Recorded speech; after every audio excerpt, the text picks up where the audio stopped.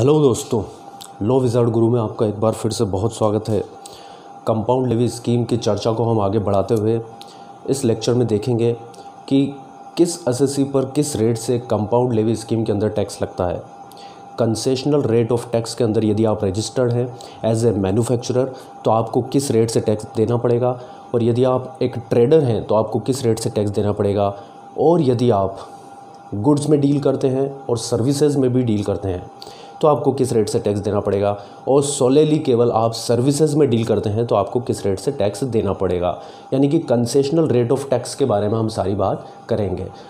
अब eligibility criteria क्या होता है और किस तरह से एप्लीकेबल होता है और उसकी क्या लिमिट होती है, इसके रेस्पेक्ट में हम 4 वीडियो बना चुके हैं। 4th वीडियो और 3rd वीडियो में ये चीज़ें आपको अच्छे से समझ में आएगी। उसका लिंक मैंने डिस्क्रिप्शन में दिया है, उसे अच्छे से वॉच कर लेना। एलिजिबिलिटी को मैंने विद प्रैक्टिकल एग्जांपल सोल्व किया है दोस्तों। आज हम केवल और केवल कंसेशनल रेट के बारे में देखते हैं और फिर कंपाउंड लेवी स्कीम के चैप्टर को वाइंड अप करने की कोशिश करेंगे। ओके दोस्तों, तो आप यदि कंपाउंड लेवी स्कीम के अंदर ऑप्ट फॉर हैं, कंपाउंड लेवी स्कीम के अंदर आते हैं या ऑप्टेड हैं, कंपाउंड लेवी स्कीम को यदि आपने ऑप्ट कर रखा है तो आप पर किस तरह से कंसेशनल रेट ऑफ टैक्स लगेगा दोस्तों। यदि आप मैन्युफैक्चरर हैं तो टोटल टर्नओवर पर 0.5% आपको टैक्स देना पड़ेगा। अब देखिए, हम सेक्शन कौन सा पढ़ रहे हैं, हम पढ़ रहे हैं section 10 of CGST act. Okay, तो यहाँ पर 0.5% टैक्स रेट जो दी हुई है वो CGST की दी हुई है। अब ये बात ध्यान रखिए कि 0.5% तो CGST लगेगा और 0.5% ही दोस्तों SGST लगेगा। तो यदि आप मैन्युफैक्चरर हैं तो आपको 1% कंसेशनल रेट से टैक्स देना पड़ेगा। ओके दोस्तों। दूसरा पॉइंट, यदि आप रेस्टोरेंट की सर्विस प्रोवाइड करते हैं या फिर कैटर्स की सर्विस प्रोवाइड करते हैं, या तो आप रेस्टोरेंट की सर्विस प्रोवाइड करते हैं या फिर कैटर्स की सर्विस प्रोवाइड करते हैं, तो आप पर 2.5% ऑफ टर्नओवर के हिसाब से टैक्स लगेगा। यानी कि 2.5% CGST लगेगा एंड सेम दोस्तों 2.5% SGST आपके ऊपर लगेगा, आपके टर्नओवर पर लगेगा। ओके। यदि आप अदर सप्लायर हैं, जैसे कि आप ट्रेडर्स हैं, यानी कि गुड्स की ट्रेडिंग करते हैं आप, तो आपकी टोटल टर्नओवर पर 0.5% कंसेशनल रेट ऑफ टैक्स लगेगा, 0.5% इन रेस्पेक्ट ऑफ CGST लगेगा और 0.5% ही SGST लगेगा। यानी हमें अभी तक बात इतनी समझ में आई, यदि हम मैन्युफैक्चरर हैं तो total concessional rate of tax 1% हमें देना पड़ेगा, 0.5% SGST, 0.5% CGST of the total turnover. Okay sir. दूसरी बात, यदि हम रेस्टोरेंट या कैटर्स की सर्विसेज प्रोवाइड करते हैं, रेस्टोरेंट्स या कैटर की सर्विसेज प्रोवाइड करते हैं, तो फिर 2.5% CGST और 2.5% SGST हमें देना पड़ेगा। यानी कि टोटल 5% ऑफ द टर्नओवर पर हमें कंसेशनल रेट से टैक्स देना पड़ेगा। तीसरी बात, यदि हम ट्रेडर हैं यानी कि अदर सप्लायर हैं, गुड्स की ट्रेडिंग करते हैं, तो सर हमारे टोटल टर्नओवर पर 0.5% CGST, 0.5% SGST यानी कि टोटल 1% ऑफ कंसेशनल रेट से हमें टैक्स देना पड़ेगा। 4th point, supplier of services and goods, यानी कि आप सर्विसेज भी प्रोवाइड करते हैं और गुड्स भी प्रोवाइड करते हैं, यानी आपकी जो सप्लाई है वो एक मिक्स्ड सप्लाई में कवर होती है। यदि आपकी सप्लाई मिक्स्ड सप्लाई में कवर होती है तो सर आप पर 0.5% ऑफ टोटल टर्नओवर पर CGST लगेगा, 0.5% SGST लगेगा, यानी 1% of concessional rate of tax लगेगा। तो 4 लिमिट मैंने आपको पढ़ाई है दोस्तों, 4 रेट्स ऑफ टैक्स मैंने आपको बताई है। कंसेशनल रेट ऑफ टैक्स 1% यदि आप मैन्युफैक्चरर हैं तो आपके टोटल टर्नओवर पर 1% लगेगा। यदि आप रेस्टोरेंट्स और कैटर्स की सर्विस प्रोवाइड करते हैं तो 5% से कंसेशनल रेट से टैक्स देना पड़ेगा। यदि आप ट्रेडर हैं, सप्लायर हैं, तो 1% आपको टोटल कंसेशनल रेट से टैक्स देना पड़ेगा। इसके अलावा यदि आप मिक्स्ड सप्लाई करते हैं, यानी कि सप्लाई ऑफ गुड्स के साथ साथ सप्लाई ऑफ सर्विसेज भी देते हैं, तो टोटल टर्नओवर पर 1% कंसेशनल रेट से आपको टैक्स देना पड़ेगा। तो इतनी बातें हमने करी है।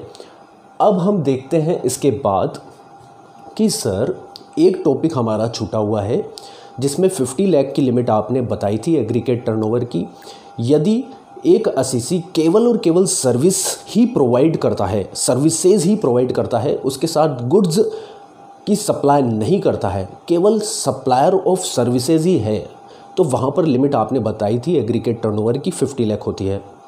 जी हाँ दोस्तों, मैंने बताई थी।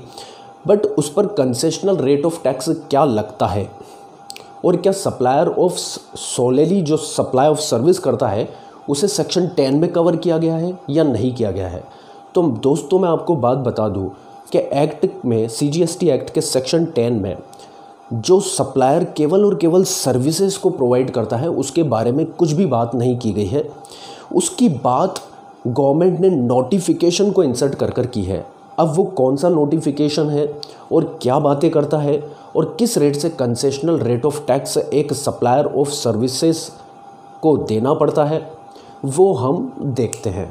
बात करते हैं आज के लेक्चर की सबसे मोस्ट इम्पोर्टेंट एस्पेक्ट्स की, जो कि एक अमेंडमेंट भी आप कह सकते हैं, जिसे नोटिफिकेशन नंबर 2/2019 के द्वारा इंसर्ट किया गया और केवल सर्विस प्रोवाइडर के लिए ये इंसर्ट किया गया क्लोज।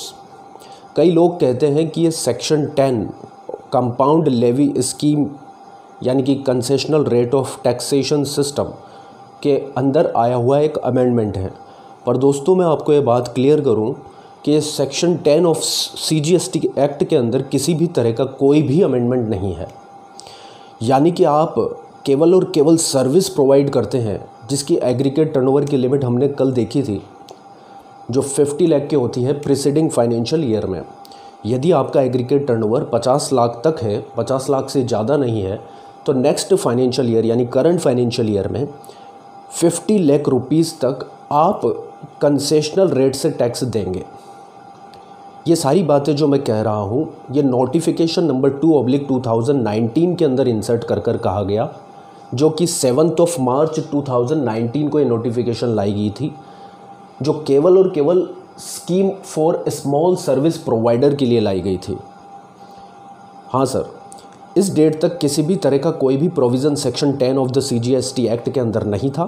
ये नोटिफिकेशन लाकर स्मॉल सर्विस प्रोवाइडर को concessional rate of tax scheme के अंदर लाने का प्रयास किया गया या लाया गया, और उनके लिए एग्रीगेट टर्नओवर की लिमिट 50 लाख डिसाइड की गई।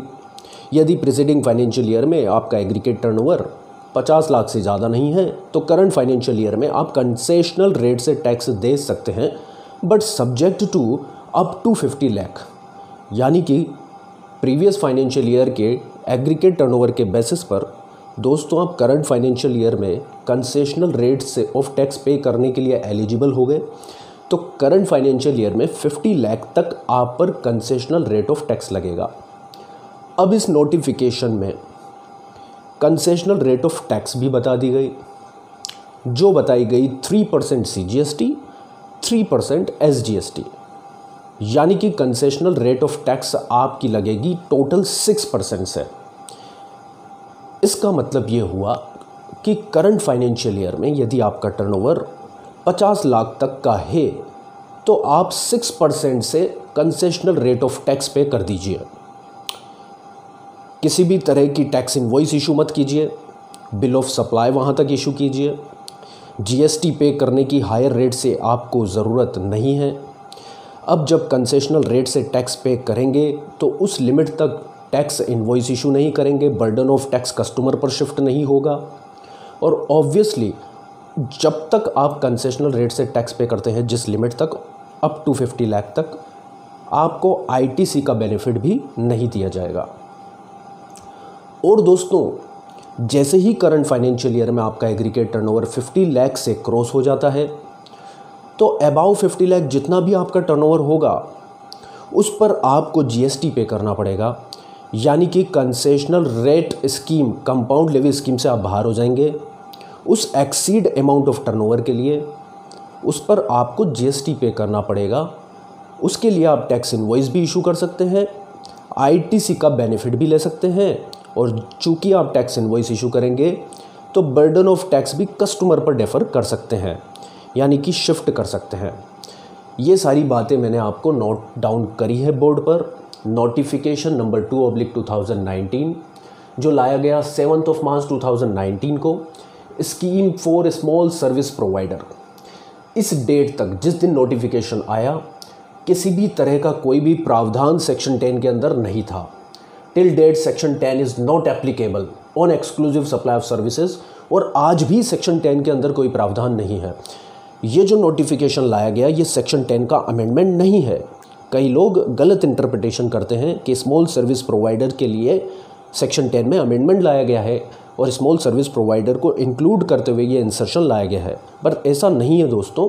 ये नोटिफिकेशन अलग से लाया गया है और किसी भी तरह से यह जीएसटी एक्ट के अंदर अमेंडमेंट नहीं है। इस नोटिफिकेशन के माध्यम से स्मॉल सर्विस प्रोवाइडर को शामिल किया गया है कंसेशनल रेट ऑफ टैक्स के अंदर, जो कि एक रजिस्टर्ड पर्सन होना चाहिए। एलिजिबिलिटी देखें, एक रजिस्टर्ड पर्सन होना चाहिए, providing services other than restaurant services, यानी कि वो ऐसी सर्विस प्रोवाइड करता हो जो कि रेस्टोरेंट सर्विस ना हो, क्योंकि रेस्टोरेंट सर्विस प्रोवाइडर को सेक्शन 10 ऑफ सीजीएसटी एक्ट के अंदर हम पहले से ही कवर कर चुके हैं, जिसकी लिमिट थी 150 लाख। ओके सर, अब ये केवल सोलेली सर्विस ही प्रोवाइड करने वाला बंदा होना चाहिए जो कि रेस्टोरेंट सर्विस को छोड़कर किसी भी तरह की सर्विस प्रोवाइड करता हो।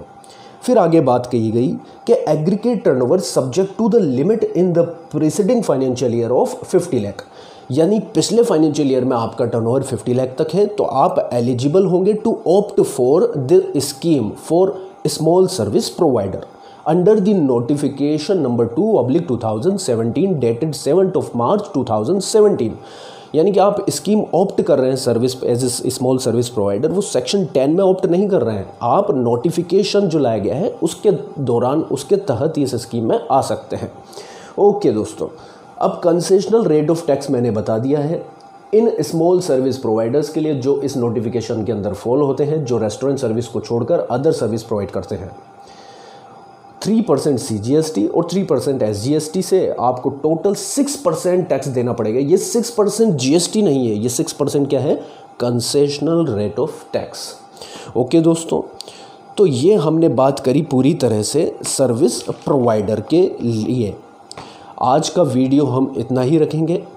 आगे के लिए आप साथ में जुड़े रहना, चैनल को सब्सक्राइब कर देना, बेल आइकन को प्रेस कर देना और अपने फ्रेंड्स को जिनके लिए ये वीडियो ज़रूरी है उन्हें शेयर कर देना दोस्तों। Stay tune, bye bye.